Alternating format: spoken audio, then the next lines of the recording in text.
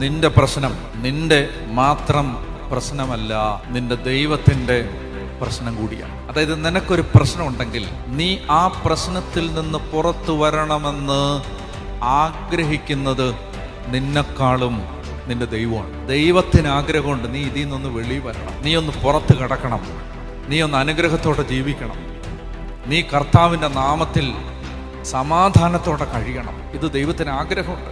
കർത്താവ് എപ്പോഴും എന്നെ ഉറ്റുനോക്കിക്കൊണ്ടിരിക്കുകയാണ്. അതായത് നമുക്ക് നമ്മുടെ ജീവിതത്തിൽ ഉള്ളതിനേക്കാൾ ശ്രദ്ധ ദൈവത്തിന് നമ്മുടെ ജീവിതത്തിൽ ഉണ്ട്. ഇത് നമ്മൾ വിശ്വസിക്കേണ്ട, ഇത് നമ്മളോട് പറഞ്ഞ് നമ്മുടെ മനസ്സ് ഇത് സമ്മതിക്കാൻ തയ്യാറല്ല.